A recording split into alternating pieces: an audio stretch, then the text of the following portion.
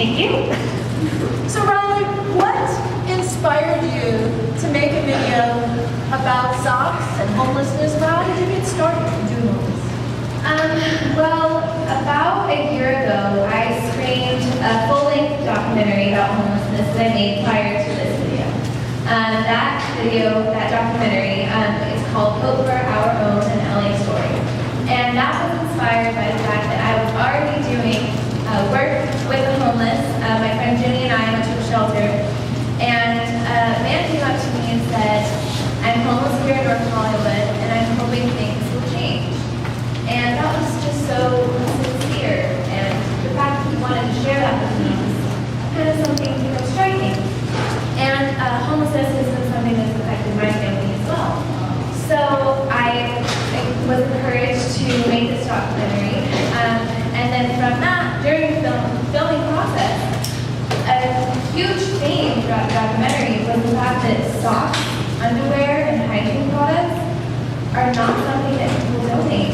And it is such a vital item that we often take for granted. And so I was inspired to make a nonprofit Socks for Souls. And this video is about what we're about, why socks are important, and just to kind of get people to donate. So we talked this morning with a professor from USC, Dr. Helena Celis, about motivation and about how it's not just enough to have an inspirational idea, but you actually have to work at the idea too. You have to persevere.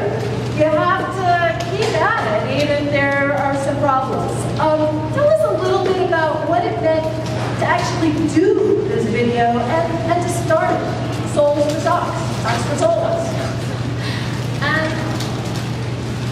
You run into a lot of issues. You have this big plan, and you're like, I'm going to do this. So what's an issue you ran into? Well, technology would be one, I would say. Film is an art form that it doesn't really exist without technology. You have cameras, you have lights, you have microphones, you have all these things that you need to take care of. And when you're a high school student and on a very low budget, you don't have access to all those things. So that was one issue, getting cameras and lighting equipment of my own, and then through the help of my school, I had some other equipment, and support from my teachers. So it's just kind of getting this huge plan and having people behind you to make it happen. Let's talk a little bit about your teachers. You said you had a couple of teachers who really inspired you, like a drama teacher and maybe an English teacher. Tell us a little bit about who inspired you and how did they help you along the way? So Mr. Aspinwall, Ms. Costa, and my principal, Mr. Scotty. I kind of went up to them one day and was like, hey guys, I'm doing this documentary. And they were like, cool, let us know if you can use it. And they pushed me to this, I called it this little documentary that I'm doing, no big deal, only took me a year to make. And they were like, no, this is really important. Like, get it out there, do these things. We'll help you screen it.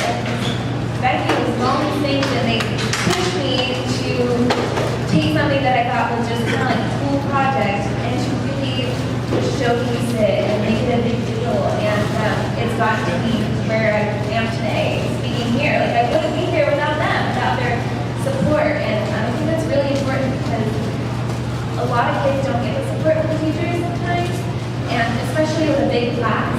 I'm lucky my school is small. Our classes have like 20 kids. So I just think that's really important to me that they were behind me. And what was interesting is you said you had the principal and several teachers. Yeah. So the teachers had the support of the principal as well as each other in doing that. Yeah. And when you said they helped you do some screenings, give us an example. What was a screening they helped you do? Yeah, the premiere of Hope for Our Own, an LA Story, the initial full-length documentary, it actually premiered at the Historical Border Grant. It's Sisters of the San Beaches in San Pedro. And that was a huge fundraising event. And we had, I think, over 100 guests come to the premiere, something beyond my dreams. And that was all with the help of Ms. Costa and my editors. And do you wind up using very much other technology in your school? Tell us a little bit about what you use. Yeah, so my school is slowly growing in the amount of technology that we have available to us. Right now we have a a computer lab, which all the students have to learn Photoshop. So Photoshop is what I use to make our logo and cover art, etc. And we're slowly getting like laptops. But the one field that's kind of lacking, ironically, is film. We had like 3 cameras and 2 tripods, and that's it. And so with that, the technology was available to me. I did use it, but I think technology is so important in schools because technology is growing so fast every day. And the more we try to lock out, the worse it's going to be because the generations after me are growing up with technology around them. And they're going to be to a point where they need it to learn. So, so the technology wasn't really vital to me. Like I said, film is an art form that wouldn't exist without it. And to have that, I think is really important, especially in a school environment as you're learning, and you need it to learn with You also created a film, and that's really professional quality film. I mean, it's now been filmed, it's been shown at the White House by the President of the United States and the First Lady. And you created a professional class work. What does it mean to feel like, wow, I'm a high school student, but I can actually create something that's as good as any professional? Well, I would say it's really inspiring because you have these technology like the camera. I just won a camera through a scholarship, and it's kind of like I have this endless amount of possibilities, especially in film. And without the technology, I wouldn't be able to make those possibilities become a reality.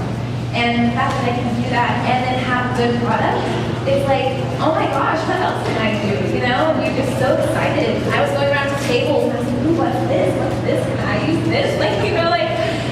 You want to be kind of greedy. You're like, I'm just so inspired to keep going. I'm going to ask Riley a few more questions, but if you have a question, I'd love to have you join this conversation. Riley, what's one thing that you would hope your school, your teachers, piece of advice that you give your teachers as they confront this blizzard of technology out there? Like I said before, just kind of accept the fact that it's happening and you can't really escape it. And talk to the students because they are growing up. We have all these social media accounts and we have the internet and we have, we're growing up with these things and we're kind of like mini professionals on like what is out there and what we need. So, there's events like this that are so helpful, but then talking to the students too, because we know a lot more than you would think about these things. And I guess just talk to students, talk to people, explore, go to events like this, learn, and just kind of like get into it too, So you were talking about social media. We were talking about social media and how your peers are using that a lot. So what do you tell students who are too busy using social media, staying away from what really matters, like something like what you're doing? What do you tell them? It's a great question. How do you convince your peers not just to waste their time, but to use social media to do something with their time? Well, I would say that is something that's a very thin line because a lot of times you do get lost on social media. You find a funny video and you want to share it with all your friends. And that's what we've been so harped on as a generation. And it's the balance of finding, for example, Software Souls were on YouTube, on Twitter, we're on all those things. So my encouragement is to find those accounts or make your own where you shout out maybe on Twitter like, hey, Socks for Souls are doing this really great thing. You kind of have to get their attention through the social media because they're on it. And my advice to my own peers to do that would just be find these funny videos and then find a video that's in your community, getting involved. At the beginning of the Socks for Souls video, there's a quote from Elizabeth Eastland. She's a domestic violence shelter homeless executive. And she says, you know, the idea of everyone helping the community in the sense that everyone's one is gone. You know, people don't, hey, you need sugar, you know, they don't do that anymore. And I think that if we kind of incorporate those ideas back into social media, that's the way to reach them, and that would be nice. How long did it take you to learn how to use the equipment, and what was the process like for you? How long did it take to learn to use all this equipment? What was the process like? Well, a lot of it is self-taught, which is another thing that I think is very important, which I actually wanted to talk about earlier, was that when you have the technology, awesome, but it's also learning and teaching students how to use it if they don't already know. So for example, the camera, I'm like looking on YouTube, like tutorials, how do I use this thing that I just got? And it's like I said, self-taught a lot. I have a friend, Buckley, who could help me with that. But my school, like I said, they don't have a lot of technology. I can't go to them and say, how do I use this camera? You know, and that's what's really important too. And I think that something like this is to educate teachers too. You know? You said it took about a year to make the video. Was that the first documentary? The first documentary took about a year. That was all on my own with my friend Jimmy Dashler. And we kind of taught each other how to use cameras and how to use lights and like all these things, tutorials, yeah. So please join me in my admiration and thanks for Riley.